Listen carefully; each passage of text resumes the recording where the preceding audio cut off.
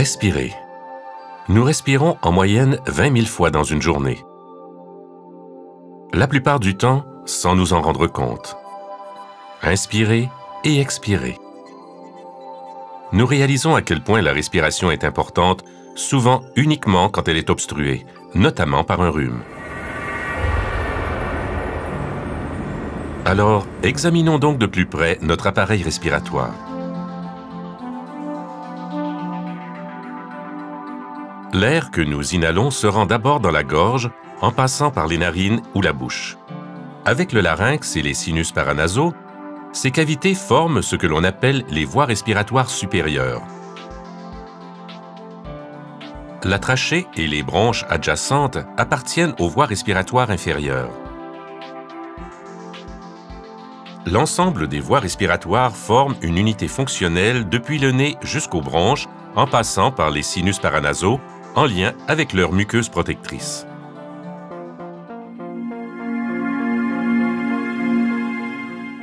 Examinons maintenant en détail la structure générale de ces muqueuses, en prenant comme exemple la muqueuse des bronches. Comme des épis de blé dans un champ balayé par le vent, des milliers de millions de cils effectuent sans cesse le même mouvement de va-et-vient. Les cellules en gobelet situées entre ces cils sécrètent, de concert avec les glandes muqueuses, un mucus liquide dans lequel baignent ces petits poils très fins. Les minuscules particules de poussière qui s'infiltrent dans les voies respiratoires adhèrent à cette muqueuse comme des insectes à un ruban adhésif, alors que les virus et les bactéries sont emportés vers la gorge, où ils sont éliminés avec fiabilité par un mécanisme d'autopurification appelé clairance mucociliaire. Il importe de comprendre que cette composition de la muqueuse et, par conséquent, la clairance mucociliaire sont les mêmes pour tout l'appareil respiratoire. Cet ingénieux système est toutefois facile à perturber.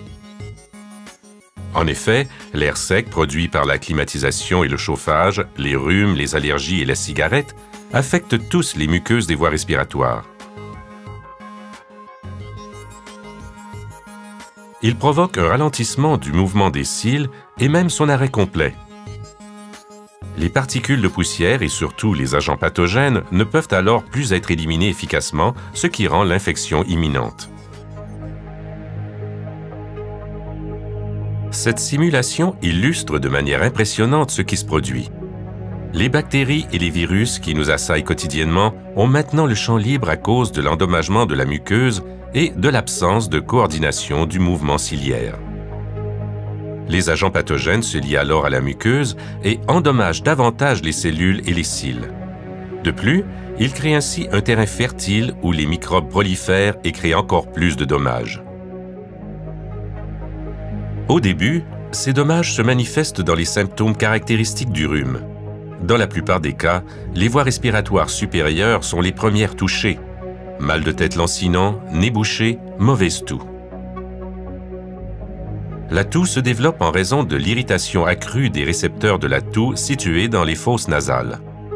Si elle n'est pas traitée immédiatement, l'infection touchera aussi les sinus paranasaux. Cela est dû à une ventilation nasale insuffisante et entraîne les signes cliniques de la sinusite. Un mal de tête avec pression qui s'accentue quand on penche la tête en avant est caractéristique de cette affection. Si l'inflammation se propage, l'endommagement de la muqueuse évoluera vers les voies respiratoires inférieures et la maladie atteindra alors un nouveau niveau. Le symptôme principal du développement d'une bronchite est la toux. Au lieu des sécrétions liquides habituelles, les cellules mucigènes de la muqueuse des bronches produisent progressivement un mucus plus visqueux qui affaiblit encore davantage le mouvement des cils. Ces cils se retrouvent rapidement coincés dans cet épais mucus et leur capacité à éliminer les microbes infectieux est inconcevable dans de telles circonstances. Il devient maintenant plus difficile d'expectorer le mucus, mais notre corps a toutefois à sa portée certains mécanismes de défense. Attirés par les microbes, les globules blancs, appelés leucocytes, migrent dans les bronches pour tenter de capturer les intrus. Le but principal de ces globules blancs consiste à dévorer les microbes infectieux et par conséquent à les détruire. Durant la digestion, les molécules d'oxygène produisent des fragments agressifs qu'on appelle radicaux. Autant ces radicaux sont nécessaires à la destruction des microbes, autant ils nuisent à la muqueuse en raison de leur hyperactivité. C'est là un quasi-effet secondaire qui occasionne une inflammation contre laquelle il faut lutter par des moyens thérapeutiques. Pour éviter la propagation de l'infection depuis les voies respiratoires supérieures dans les voies inférieures, le traitement doit être amorcé le plus rapidement possible. L'ingrédient actif purement végétal, soit le myrtol standardisé, de gélomyrtol, agit entièrement et directement au foyer d'infection. Il est présenté en capsules qui résistent à l'action des sucs gastriques et lui permettent de voyager dans l'estomac pour atteindre le petit intestin. C'est là que cet ingrédient actif est libéré et se dissout. Il remonte ensuite le courant sanguin pour atteindre précisément les voies respiratoires supérieures et inférieures.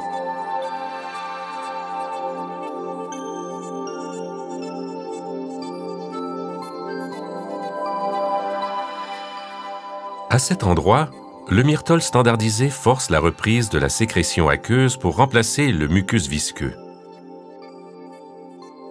Les cils se rétablissent et reprennent leur mouvement coordonné. La clairance mucociliaire reprend.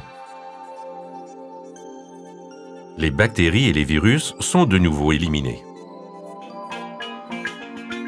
Le myrtol standardisé agit aussi contre les radicaux nuisibles. Il recouvre les leucocytes activés d'une couche protectrice et réduit ainsi la libération des radicaux.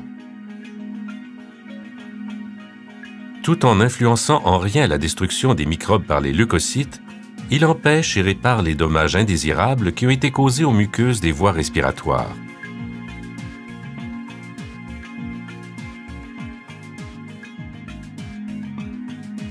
De plus, son effet antimicrobien qui lèse directement les microbes a été démontré. Grâce à l'effet global qu'il exerce, gélomyrtol englobe le spectre complet des sinusites et des bronchites, et ce, depuis le début de l'infection jusqu'à sa pleine manifestation.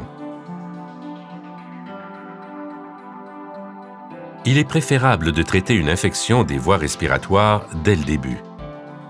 Gélomyrtol ne fait pas que soulager les sensations de la maladie, il contribue manifestement à redémarrer le mécanisme de purification physiologique des cellules et à protéger les muqueuses des voies respiratoires contre les dommages cellulaires.